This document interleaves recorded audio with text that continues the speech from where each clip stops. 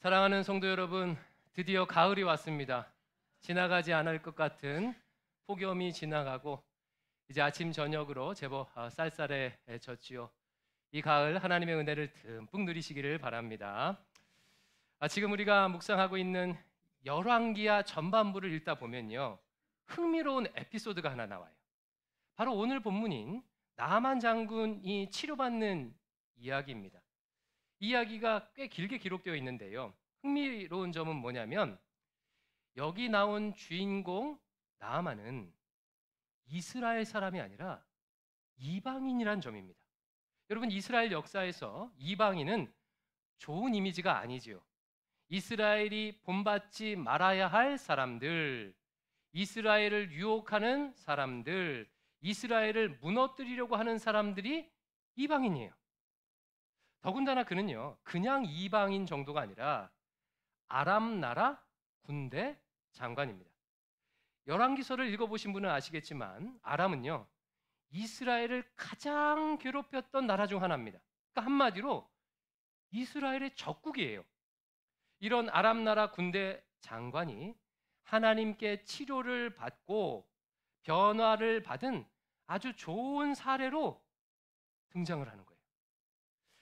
여러분, 열왕기서는요, 이스라엘 왕들이 얼마나 하나님께 잘못했는지를 주로 기록하고 있습니다. 하나님의 백성의 죄를 고발하는 이야기가 가득한 속에서 하나님께 믿음을 보인 좋은 사례로 적국의 군대 장관을 언급하고 있는 거예요. 여러분, 흥미롭지 않습니까? 열왕기서는 왜 이방인, 그것도 이스라엘의 적국 아람 나라의 군대 장관이 치료받는 이야기를 길게 강조해서 기록하고 있는 것일까요? 무엇을 보여주려고 하는 것일까요? 몇 가지 강조하려는 메시지가 있는데요, 그 중에 하나가 뭐냐면 하나님의 은혜에 대해 어떻게 반응해야 하는지를 알려주기 위해서입니다. 이스라엘 백성들은 하나님께 큰 은혜를 받은 민족입니다. 하나님은 이스라엘을 애굽에서 구원하여 주셨고 하나님의 백성 삼아 주셨고 젖과 꿀이 흐르는 가나안 땅을요 선물로 주셨어요. 그러나 이스라엘은 이 은혜를 망각하고 하나님을 배신했습니다. 이런 이스라엘을 향해서 은혜 받은 자의 모습이 어떠해야 하는지를 가르쳐 주려고 지금 하는 거예요. 이방인도 하나님의 은혜를 받으면 이렇게 반응하지 않느냐?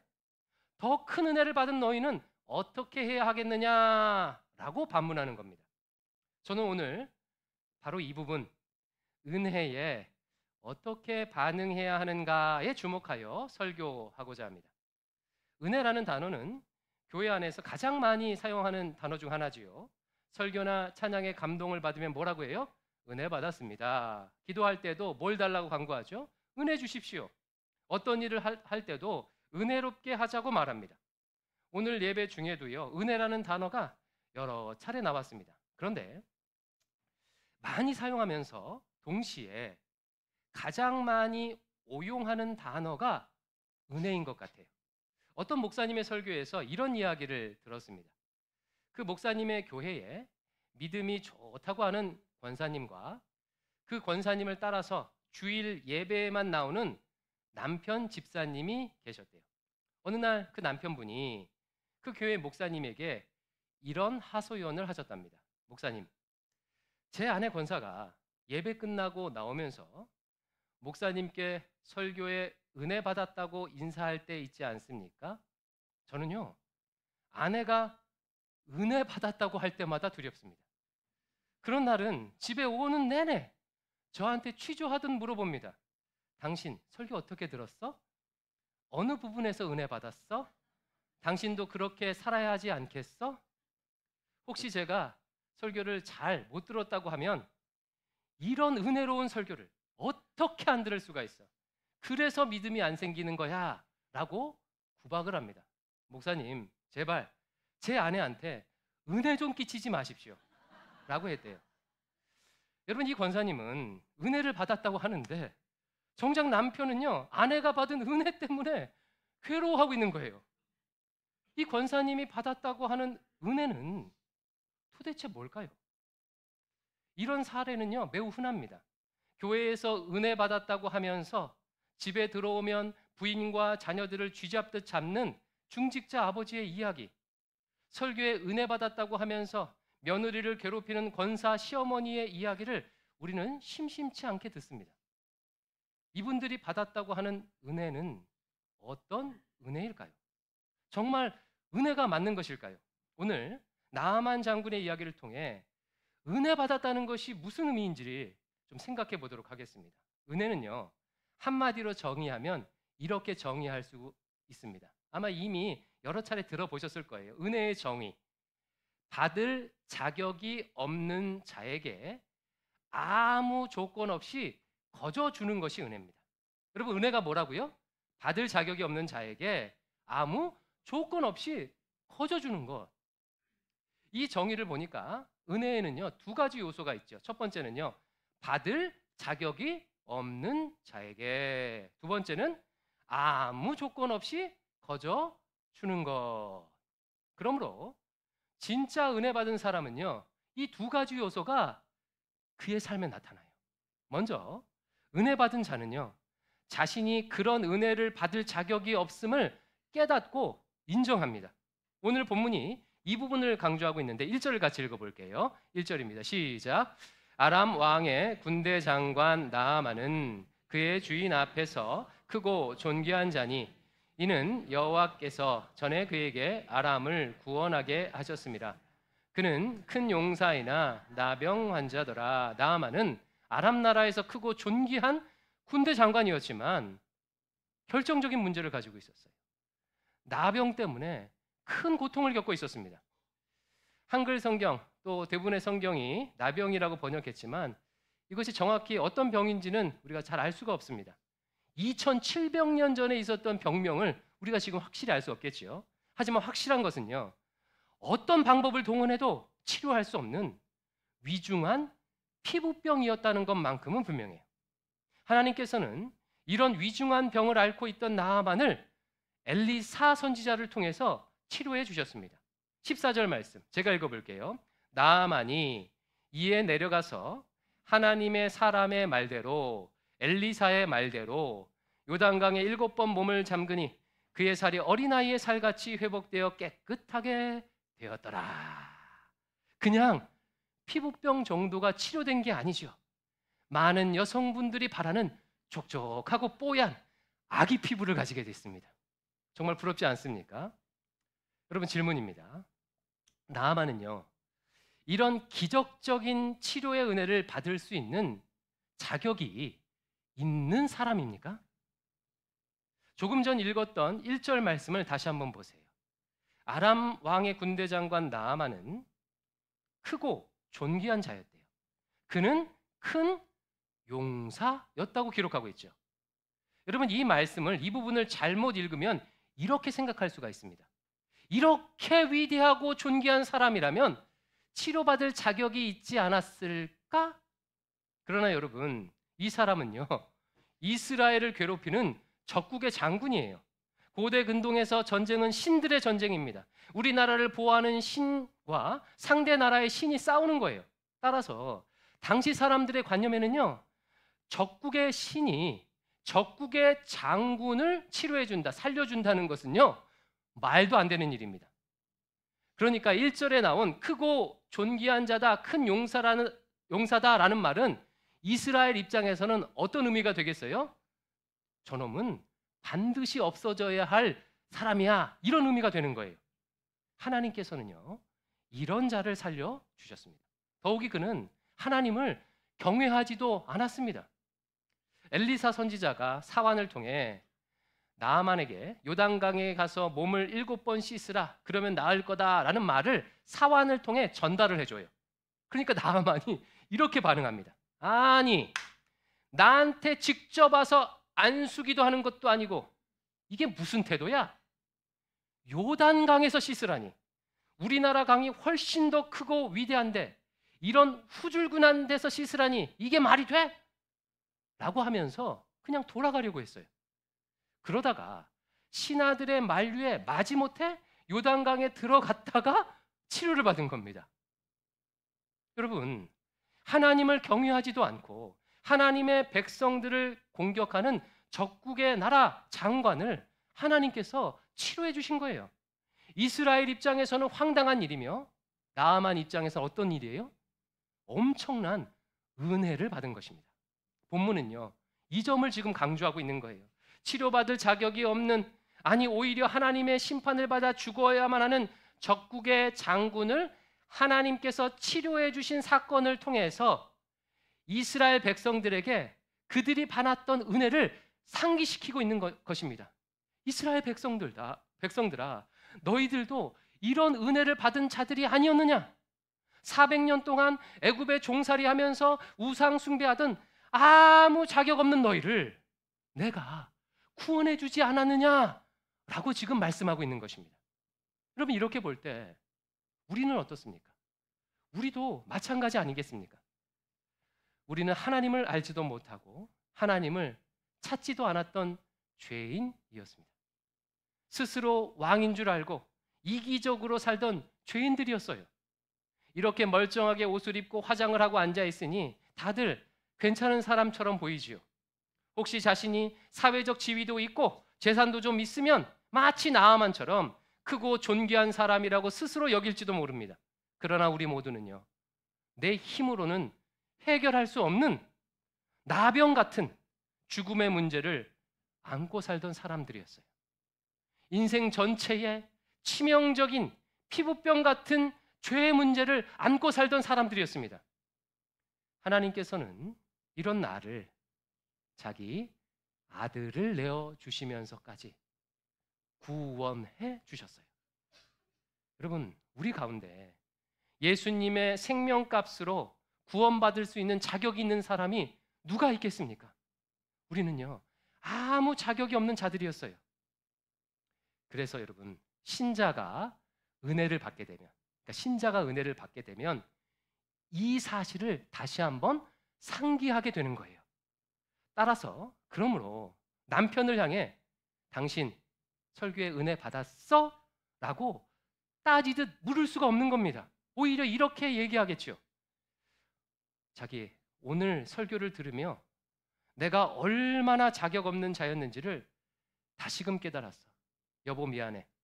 나 같은 사람을 따라서 함께 예배에 나와줘서 고마워 라고 말하게 될 것입니다. 사랑하는 성도 여러분, 자격 없는 자가 받는 것이 은혜라면, 그럼 반대로 자격 있는 자가 받는 것은 무엇일까요? 그것을 대가라고 하는 거예요. 대가. 지금 내가 여기 앉아 예배 드리는 것은 내가 열심히 노력한 결과라고 여긴다면 이 예배는요, 은혜 받는 자리가 아니라 대가를 받는 자리예요. 집에서 온라인으로 예배할 수도 있었는데 이렇게 불편을 참고 왔잖아. 그러니 찬양과 설교에서 감동을 받아야 해 라고 해서 받는 은혜는 은혜가 아니라 대가라는 거예요. 내가 목사가 되고 내가 장로가 되고 내가 권사가 된 것은 그동안 내가 수고해서 노력해서 얻은 결과야 라고 여긴다면 그에게 직분은 하나님의 은혜가 아니라 대가입니다. 그런 분들은요, 자기 수고에 대한 대가를 받아야 하기 때문에 하나님과 타인에게 자꾸 대가를, 무엇인가를 요구하게 되어 있습니다. 진짜 은혜를 받으면요, 하나님 앞에 내가 그런 은혜를 받을 자격이 없는 사람임을 고백하게 되는 거예요. 이게 은혜 받았다는 첫 번째 의미입니다. 두 번째, 은혜 받은 자는 자신이 받은 것이 아무 조건 없이 거저 받은 것임을 깨닫고 인정하게 돼요. 나아만이 받은 은혜가 꼭 그런 은혜예요. 나아만은 병을 치료받기 위해 한 일이 아무것도 없습니다. 아유, 목사님, 그래도 그는 전쟁에서 승리한 위대한 장수 아닙니까? 1절 말씀을 다시 한번 보세요. 같이 읽습니다. 시작.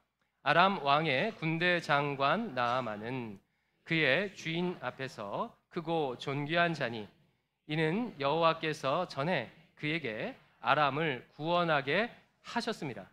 그는 큰 용사이나 나병 환자더라. 나아만이 아람 나라에서 크고 존귀하게 된 이유가 나와 있죠. 왜 그렇게 됐습니까?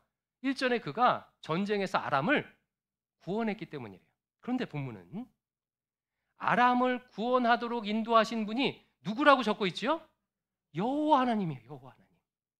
나아만이 내세울 수 있는 최고의 자랑거리인 전쟁의 승리가 사실은 나아만의 노력의 결과가 아니었다는 거예요. 그것마저 하나님이 해주신 하나님의 은혜였다고 지금 말하는 거예요. 본문은 일부러 여호와께서 전에 그에게 아람을 구원하게 하셨다라는 설명을 추가함으로 나만의 행함이 아니라 하나님의 은혜를 강조합니다. 그렇다면 목사님, 나아만이 엘리사가 시키는 대로 요단강에 들어가서 7번 몸을 씻은 것은 어떻게 된 겁니까? 자기 자존심을 꺾는 그래도 괜찮은 행동 아닙니까? 뭔가 은혜 받을 만한 짓을 한 거잖아요. 이스라엘의 문화를 알게 되면 나아만이 요단강에서 씻은 것 또한 하나님의 은혜였다는 것을 알 수가 있어요. 이 열왕기서가 쓰일 당시에 이스라엘에는 이런 문화가 있었습니다. 이방인들이 유대교에 입교할 때 제일 마지막 순서가 뭐냐면 요단강에 들어가서 몸을 씻고 나오는 거예요. 세례를 받는 거예요.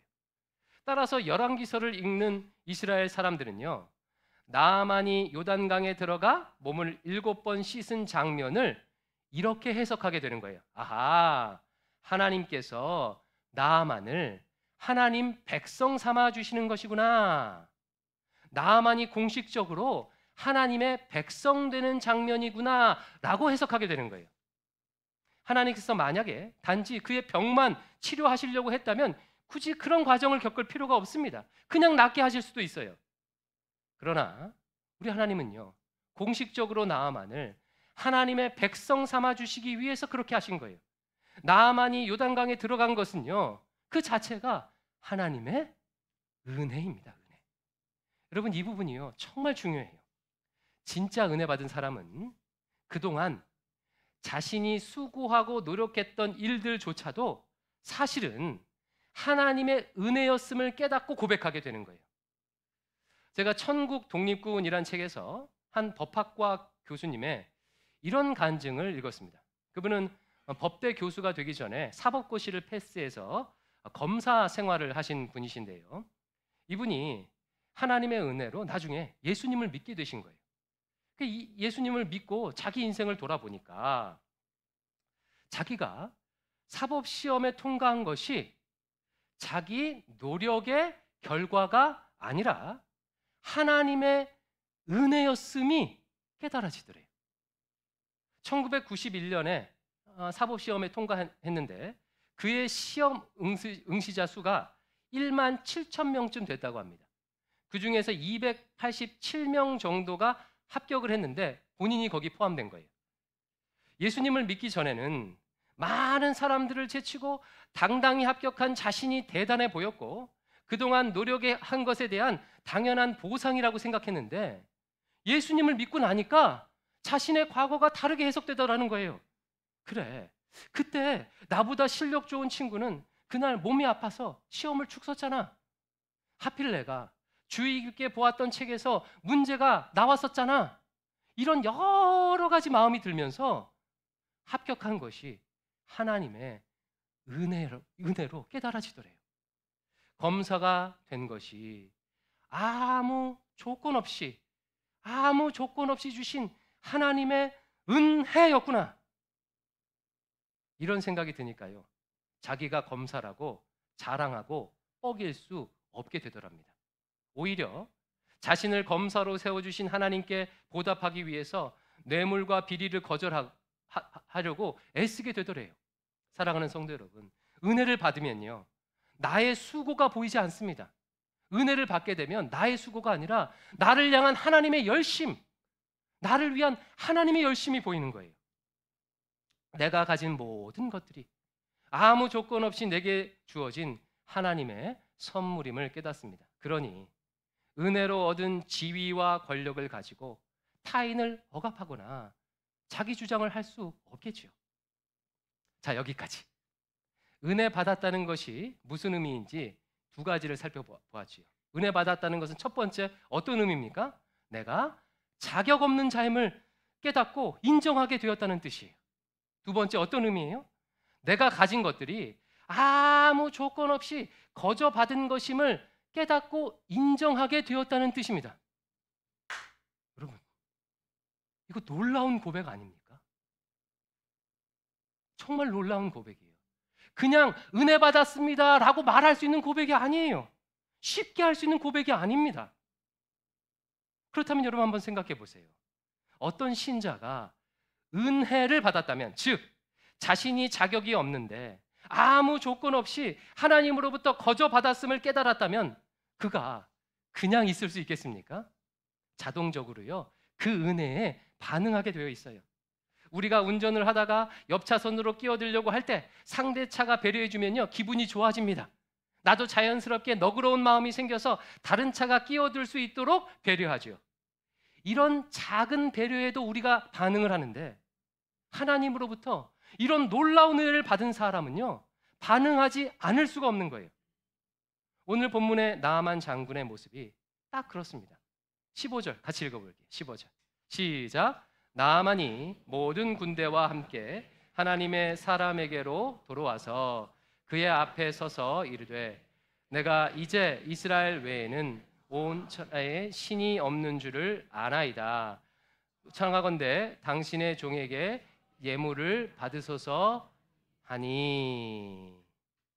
기적적인 치료의 은혜를 받은 나아만은 모든 군대를 대동해서 엘리사 앞에 섰습니다. 엘리사에게 예물을 드리려고 해요. 여러분, 조금 전 나아만 어떤 모습이었지요? 엘리사가 자신한테 직접 와서 안수하지 않은 것 때문에 화를 냈던 사람이에요. 그러나 은혜를 받고 나니까요, 마음이 부드러워졌어요. 겸손해졌습니다. 온 군대를 데리고 와서 엘리사 앞에 예를 갖추고 은혜에 보답하려고 하는 거예요. 하지만 엘리사가 그 예물을 받지 않겠다고 하자 나아만이 이번에는 이런 약속을 합니다. 17절도 같이 한번 읽어볼게요. 시작. 나아만이 이르되, 그러면 청하건대 노새 2마리의 흙을 당신의 종에게 주소서. 이제부터는 종이 번제물과 다른 희생 제사를 여호와 외 다른 신에게 드리지 아니하고 다만 여호와께 드리겠나이다. 이스라엘의 흙을 제게 주시면 아람으로 돌아가서 그 흙으로 제단을 쌓고 여호와 하나님께만, 다른 신은 아니고 여호와 하나님께만 제사를 드리겠다고 약속을 하고 있어요. 여러분, 놀랍지 않습니까? 열왕기서를 지금 묵상하고 있는 분들은요, 이 부분에서 놀라지 않을 수가 없어요. 지금 열왕기서에 나온 이스라엘 왕들은요, 다들 하나같이 하나님의 큰 은혜를 받았음에도 불구하고 하나님을 배신해서 우상 숭배하고 있습니다. 그런데 이방 나라 장수가요, 하나님의 은혜를 받자마자 하나님만 섬기겠다고 약속하고 있는 거예요. 나아만이 자기 나라 신을 배신하고 여호와만 섬기는 일은요, 결코 쉬운 일이 아닙니다. 그러나 은혜를 받으니 그런 어려움이 상관없어지는 거예요. 어떻게 해서든지 하나님께 헌신하고 싶어집니다. 사랑하는 성도 여러분, 이것이요, 은혜 받은 자의 아주 자연스러운 반응이에요. 제가 최근에 우리 교회 한 집사님께 어려운 교회 일을 부탁한 적이 있습니다. 부탁하는 제 입장에서는요, 참 죄송하고 미안할 만한 큰 일이었어요. 근데 그 집사님께서 흔쾌히 승낙해 주셨습니다. 나중에 저에게 이렇게 말씀하시더라고요. 목사님, 사실 지금 제 상황이 참 어렵습니다. 그럼에도 제가 목사님의 부탁을 왜 거절하지 못한 줄 아십니까? 지금까지 하나님께서 제게 베풀어 주신 은혜를 생각해 보니까 거절할 수가 없겠더라고요. 제가요, 한편으로 너무 죄송하고요, 한편으로는요, 정말 그분께 감사했어요. 이 집사님은 하나님의 은혜를 받으신 분이에요. 은혜가 뭔지를 아시는 분이십니다. 하나님께 은혜 받은 사람은 가만히 있을 수 없습니다. 억지로가 아니라 자연스럽게 은혜에 반응하게 돼요. 그런데 신기한 것은요, 은혜를 받은 사람이 은혜에 반응하게 되잖아요. 그러면요, 그 은혜가 주변으로 흘러갑니다. 은혜는 그냥 멈춰 있는 법이 없어요. 은혜를 받은 자가 그 은혜에 반응하면 그 은혜는 더 큰 강물이 되어 주변으로 흘러가게 되는 거예요.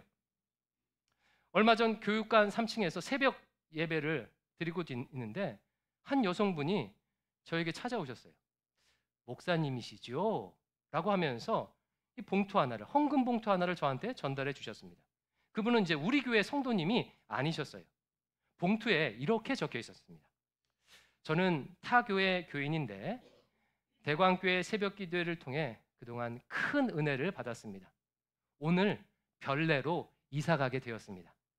그동안 받은 은혜에 감사하여 예물을 드립니다. 이렇게 적혀 있었어요. 제가 그 내용을 보고요, 얼마나 감동을 받았는지 모릅니다. 그분은 은혜를 받았고 그 은혜에 반응하셨어요. 그 반응 덕분에 저도 은혜를 받은 거예요. 제 마음에 저절로 이런 생각이 들었습니다. 그래, 새벽 기도회를 더 잘 섬겨야 되겠다. 본 교회가 멀어서 우리 교회 새벽 예배 나오는 타 교회 분들을 앞으로 더 잘 섬겨야 되겠다. 이런 마음이요, 그냥 저절로 드는 거예요. 사랑하는 성도 여러분, 은혜는 이런 것입니다. 은혜 받은 자는 자연스럽게 그 은혜에 반응하여 하나님께 무엇인가를 헌신하게 되고 그 헌신은 또 다른 은혜를 낳아 은혜가 확산되는 것입니다.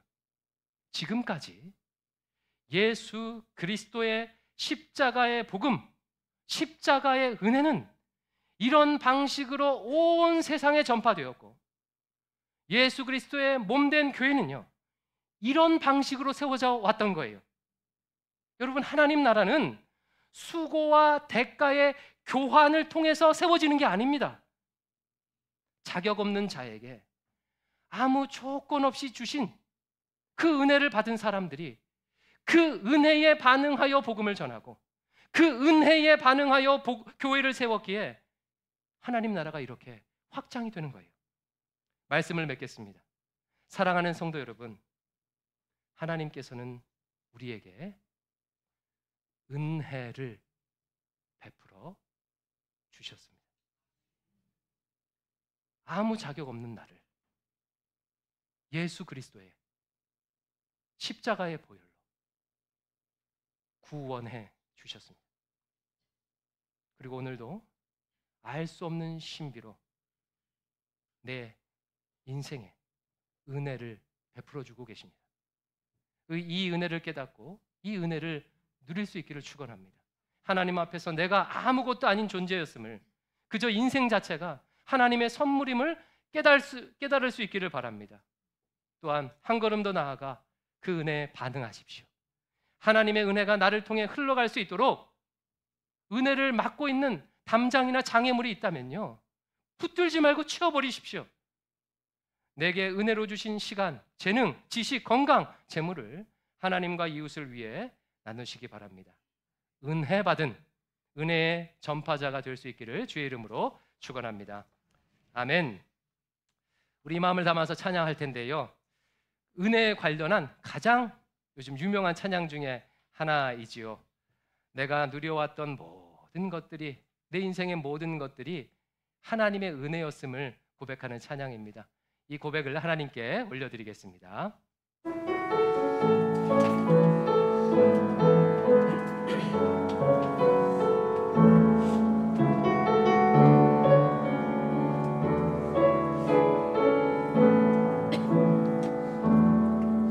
내가 누려왔던 모든 것들이, 내가 지나왔던 모든 시간이,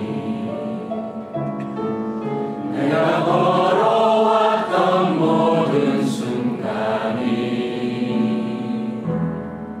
당연한 건 아니라 은혜였어. 아침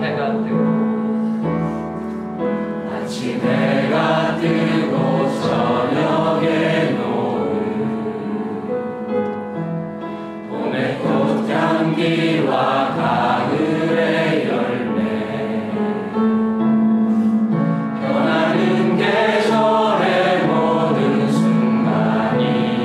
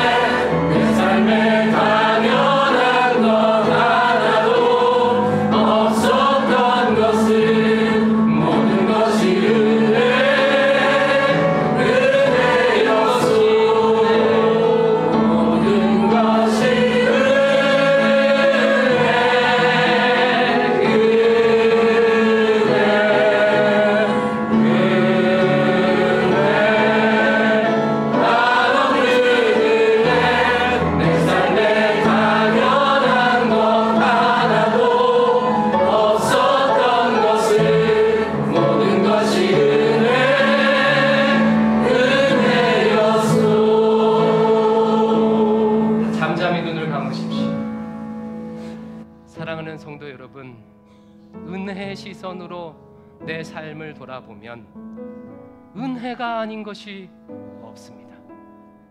대가의 시선으로 내 인생을 바라보면 이렇게 죽도록 고생하며 살는데 왜 내 삶 이렇습니까? 불평하고 원망하게 되지만 은혜의 시선으로 내 인생 바라보면 아주 작은 것조차도 은혜입니다.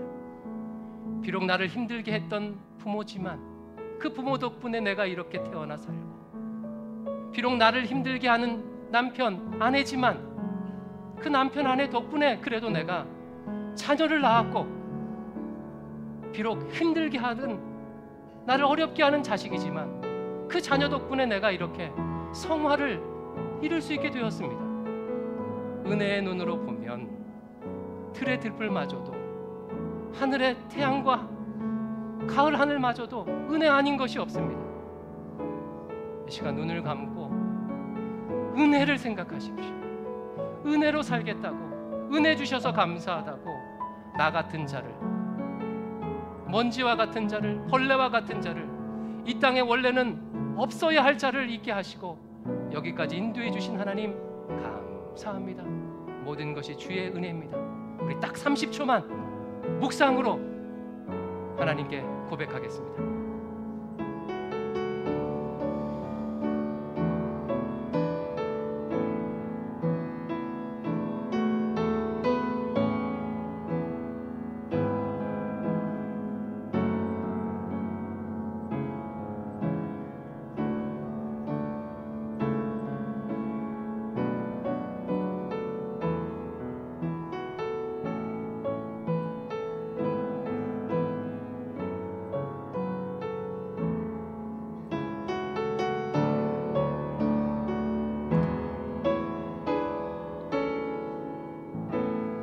아버지 하나님, 은혜 베풀어 주셔서, 한량없는 은혜 베풀어 주셔서 감사합니다.